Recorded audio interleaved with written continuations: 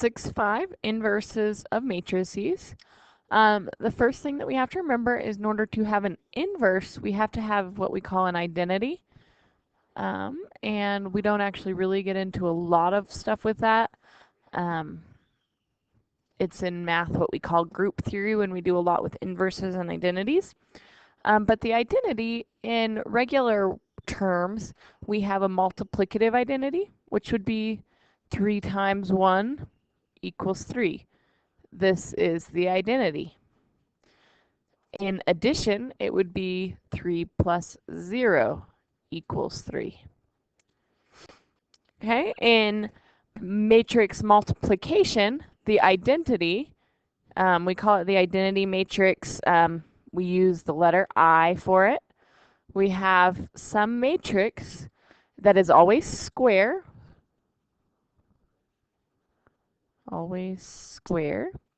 which means that it has to be like a 2 by 2 or a 3 by 3. It can be huge, it could be 100 by 100, but there's always diagonals everywhere on the diagonal. There's always ones on the diagonal. And zeros everywhere else. So we could have like lots of dot, dot, dots. So zeros everywhere else, dot, dot, dot. Okay, but this whole line has to be ones. The diagonal is ones. Is all ones. Everything else is zeros.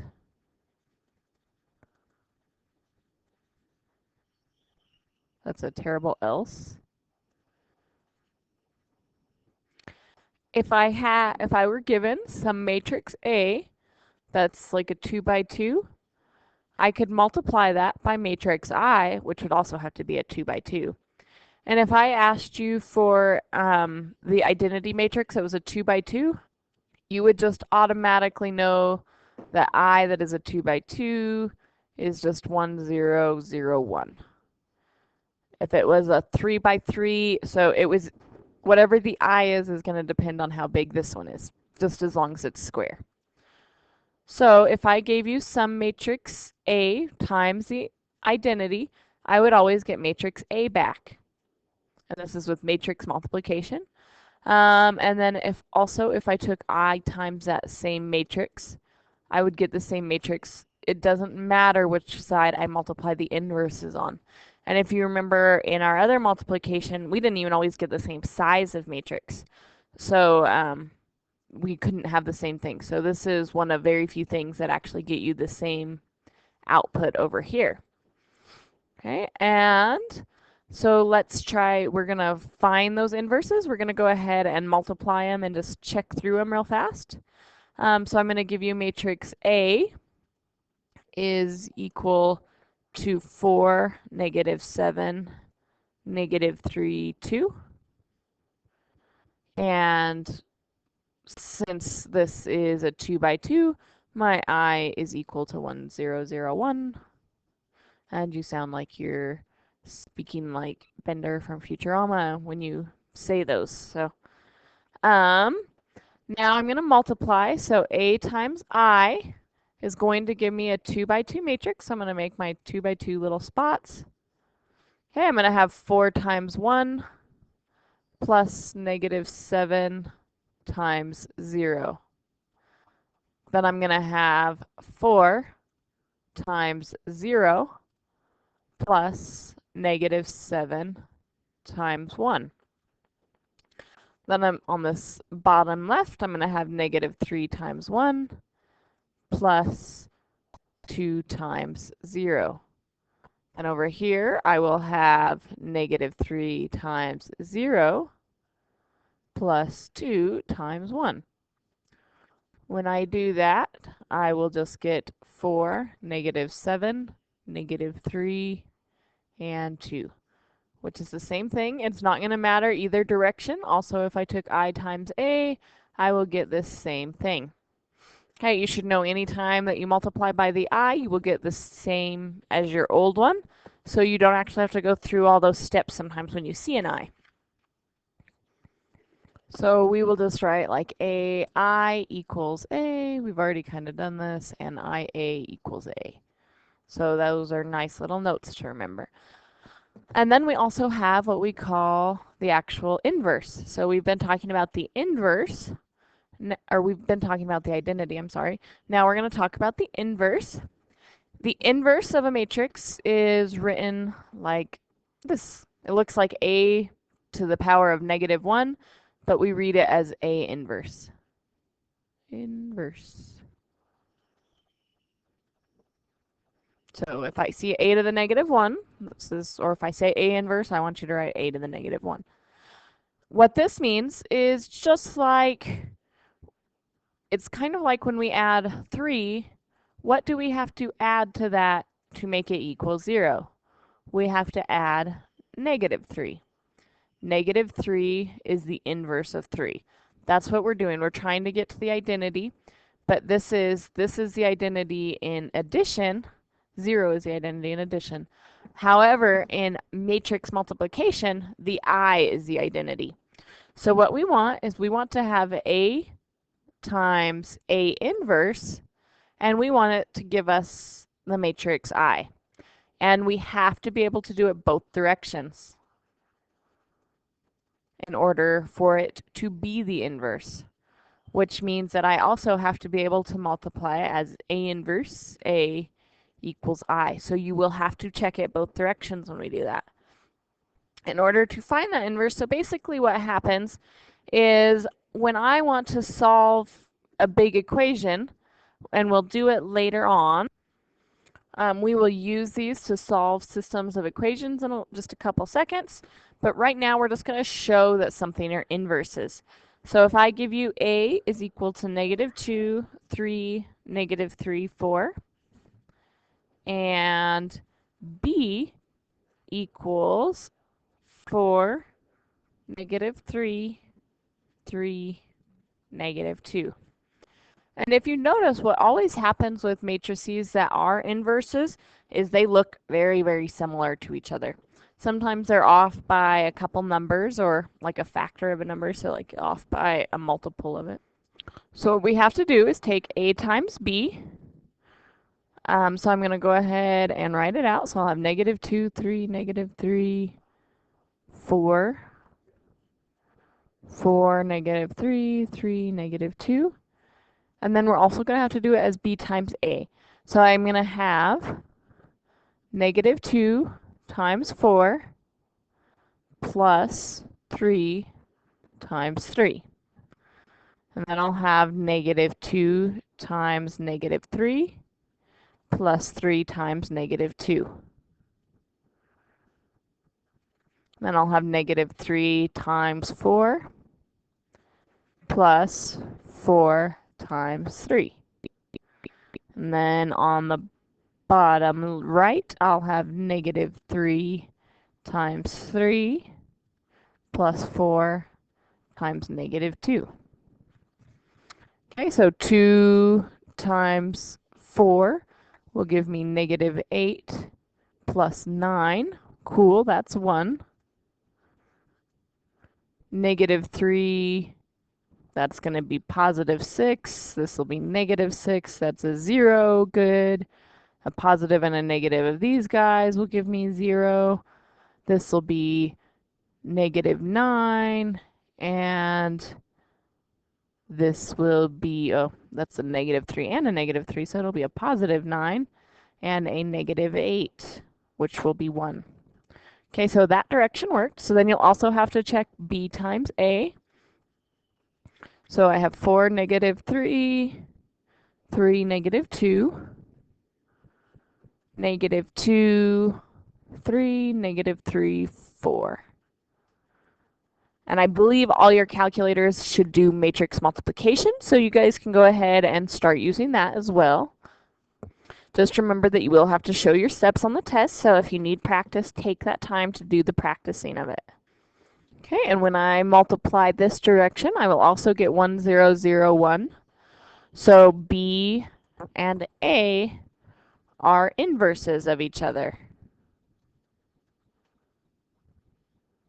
Okay, so we could write it as B is equal to A inverse, or that A is equal to B inverse. Either one of those would be right. Okay, so they're also going to ask you sometimes to just find the inverse. So they're going to give you matrix A, in this case 1, 2, negative 1, and then I have 3, 5, 3, and 2, 4, 3. So what's going to happen is they're just going to say like find A inverse or something around those terms. So what you're going to do is you're going to set up an augmented matrix that has these 9 terms, or however many terms you have. These will always be square. And 2, 4, 3. And then I'm going to make an augmented matrix. On the right-hand side, instead of just having one line, I'm actually going to put basically my identity matrix on this half over here. 0, 0, 1. Okay, so what I'm going to do now is try to get it into RREF form, my reduced row echelon form. Basically what I want is for this left-hand side to now look like this 0 and 1 column. So as soon as I get this identity matrix over here, what I have on this side will be my A inverse. So we're going to start. Yay, congratulations, I picked a nice example where this is already a 1 up here. So I'm going to recopy my first row. So I have 1, 2, negative 1, 1, 0, 0. I'm going to make my little augmented guy. And then I'm going to say my new row 2 will be equal to negative 3, because I need the opposite sign, times R1 plus R2. And then I'll have my new row 3, so I'm going to do 2 steps at the same time. Since this is a positive 2, I need it to be a negative 2 times R1. And I'm going to add that back to the old R3. Okay, so this is just kind of so you remember what I'm doing. So I have negative 3 times 1. Well, that's going to give me 0. So I always make these so that this first column will be the 1 and then the zeros, wherever I need them to be. Okay, and then I will have negative 3 times row 1, so that's going to give me negative 6 plus 5. That gives me negative 1. And then I'll have negative 3 times negative 1, and that will give me positive 3 plus 3. That will give me 6. And I have to do it over here as well. So I will have negative 3 times 1 plus 0. It's negative 3. Then I have negative 3 times 0 plus 1. That's 1. Then I have negative 3 times 0 plus 0. Still 0 there. Now I'm going to do my row 3, so that'll be negative 2. So that first term gives me the 0, yay. And then I have negative 2 times row 1, so that's going to be negative 8 plus row 3. So negative 8 plus 4 is negative 4. Then I'm going to do my next term, which will be negative 2 times negative 1. That'll be positive 2 plus 3 will give me 5. And then I have negative 2 times 1 plus 0 is negative 2.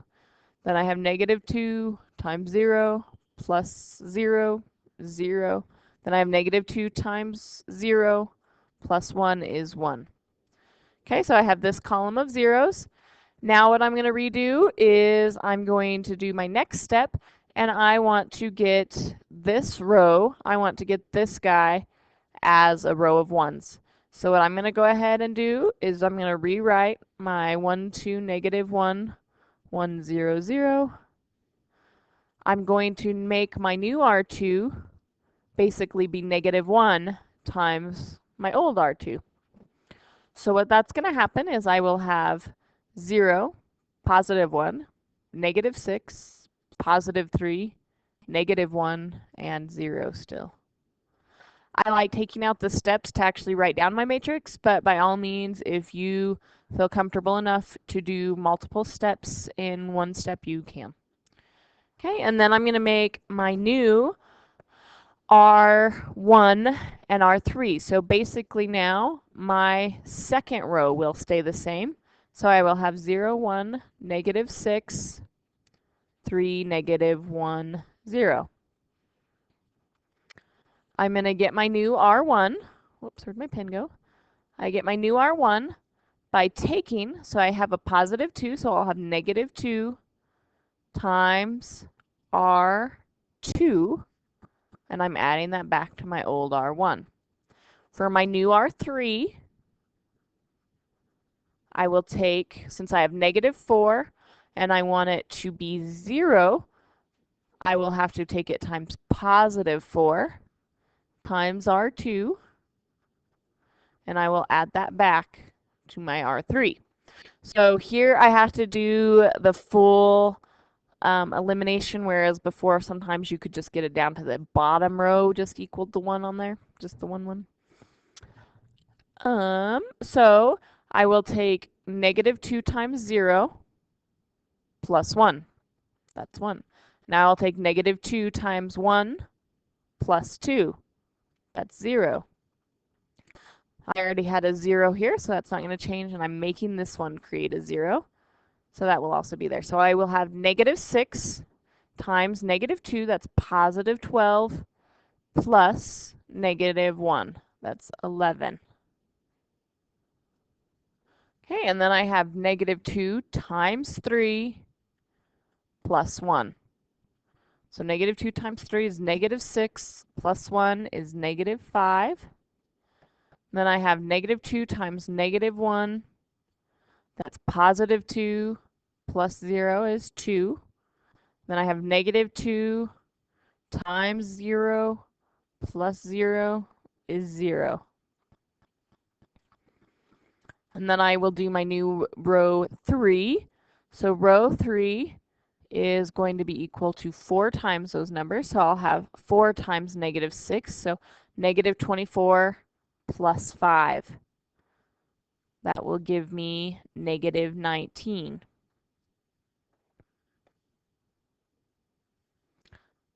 And then I'll have 4 times 3 is 12 minus 2 is 10. Then I'll have 4 times negative 1. It's negative 4 plus 0.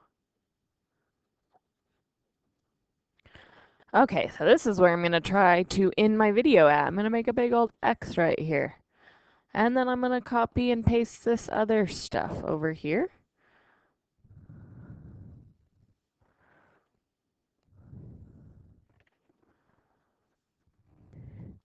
Finding inverses of 2 by 2 matrices is really pretty simple.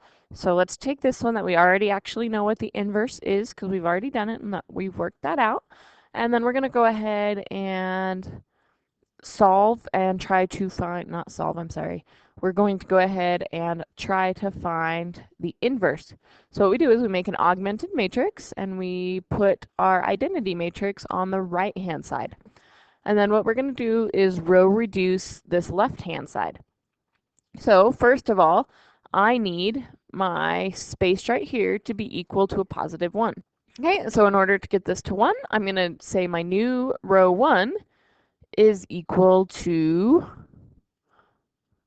negative 2, or negative 1/2, I'm sorry, negative 1/2 times my old R1. So that will be positive 1. That will be negative 3 over 2. This will be negative 1 over 2 and 0. And then from that one, I'm actually going to go ahead and make my new row 2 off of this row 1. And in order to get my new row 2, I want this, since I have a positive 1 now, I want my negative 3. I want to get rid of my negative 3. So I'll have to take 3 times R1, and I will add that back to R2. So 3 times 1 will give me 3, minus 3 is 0.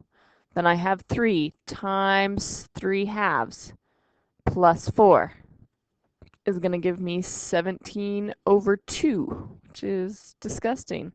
And then I will do 1/2 times 3 plus 0, negative 1/2 times 3. So that'll be negative 3 halves.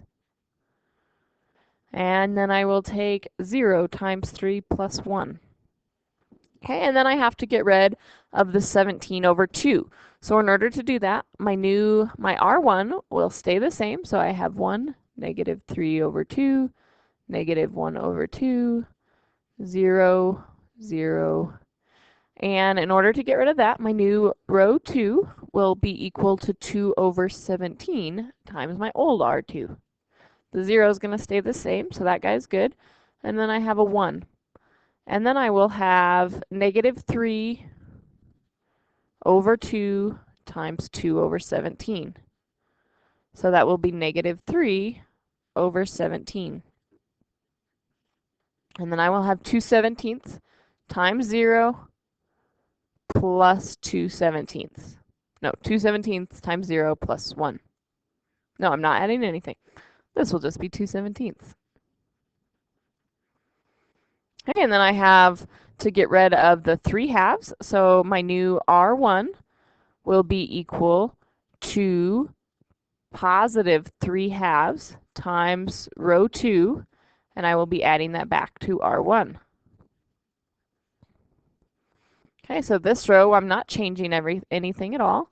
So negative 3 over 17 and 2 over 17. Okay, so in order to do that, nothing is going to change from that one. And then I will have 3 halves times 1 minus 3 halves is going to give me 0. Then I'll have 3 halves times negative 1/2 plus row 1. So, 3 halves times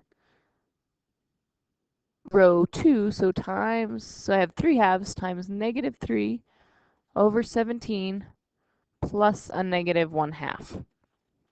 I'm going to type that in my calculator, and that gets me negative 13 over 17.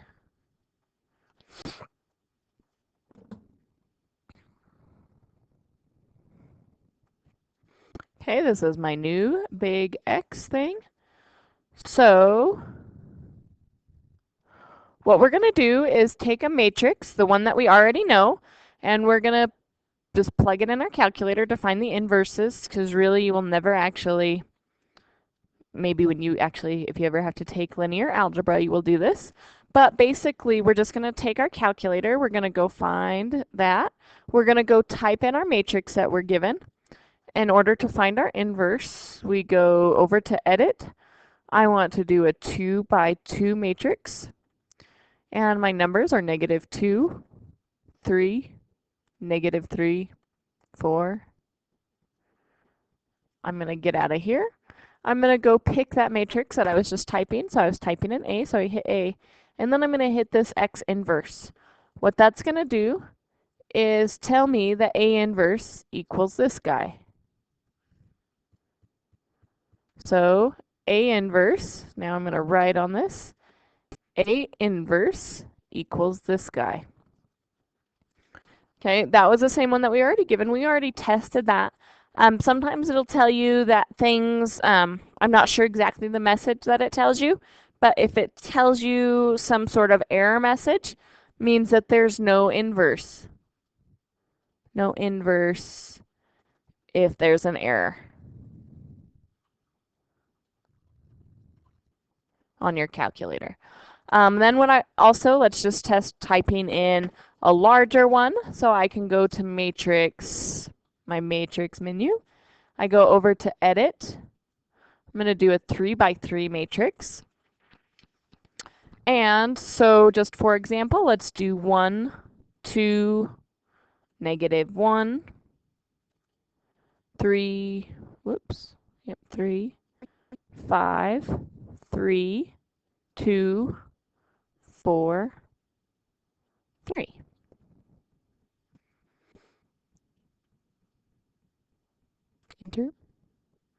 Okay, so I'm going to quit out of there.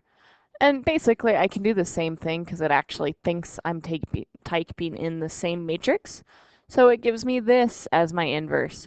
You can also make it do fractions for you. So I'm going to do second entry, which will just repeat whatever I was doing. And I'm going to go to math and fraction.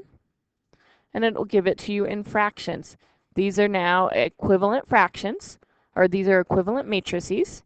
And they are, the inverse is of the first one that I typed in, which was A equals 1, 2, negative 1, 3, 5, 3, 2, 4, 3. And if you wanted to test in your calculator, you could also see that when you multiply them, I could take A inverse, I'm going to get rid of my little fraction sign, and I could take that times matrix A. And I know I should get my identity matrix, which this guy right here, 1.4 times e to the negative, this basically means that it's a very, very, very tiny number that is 0. So these actually are, there's just a problem with how it does some fractions and decimals because it rounds somewhere in there. And so it doesn't get quite to 0. But that is what it actually would be if we did it out by hand. Okay, we've already used like row reduced echelon form to solve a system of equations. The other way that we can actually do it is if I have some matrix times my variable matrix equals another matrix. So yesterday you were having to write out, I'll give you an example of what an AXB thing would look like. If you were given this system of equations, negative x plus y equals 3, and then I had 5x minus 4y equals 16. This would look something like if you had to make an equation equivalent to the system of equations, you would write your coefficients in a matrix, which would be negative 1, 1, 5, negative 4. And then I make my variable matrix. In this case, it's just x and y. And then I make my answers over on the other side, 316. Whoops. Okay, so that's how you would make the matrix equivalent to the system of equations. And so A is your coefficient matrix. A is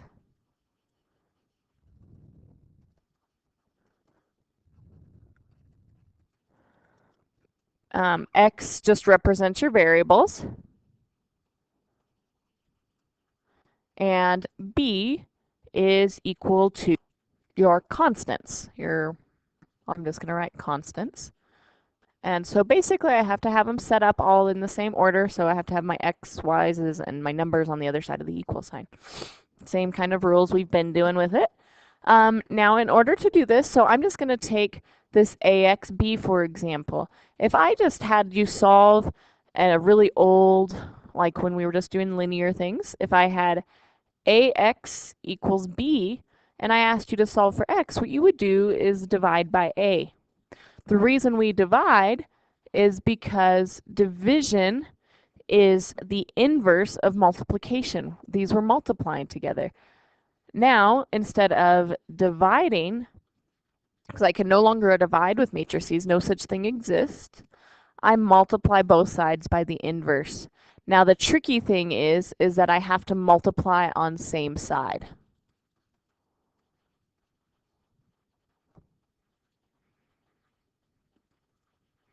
Okay, so I cannot, so this A inverse times A will give me the identity times my variable matrix, and that will be equal to A inverse times B. Okay, but remember that if I multiply things on different sides, I don't get the same answer, so I cannot, it is not equal to B times A inverse. Sometimes it may be, there might be some exceptions, but generally do not assume that it's true. The identity times anything is just what that identity is. So x is going to be then equal to my inverse times my constants. So in order to actually solve this system of equations, what I'm going to do is I'm going to make this system, or I'm going to write this matrix equivalent out for it, and then I'm going to find the inverse of it. So then in your calculator, so my a, I'm going to write out a equals to negative 1, 1, 5, negative 4. And I do this because a lot of the work really is done in the calculator. So it's really nice to just have a list to say, no, I know that this is what I typed in. And that way you can go back and check to see if you did not type something in right, then you know where the problem is. So I have 3 and 16 there. So what I'm going to do is I'm going to find A inverse. So I'm going to use my calculator. I'm going to type in this matrix. So I'm going to go to my matrix menu. I edit, enter. I have a 2 by 2 matrix. And then I'll have negative 1, 1, 5, negative 4. Oops, negative.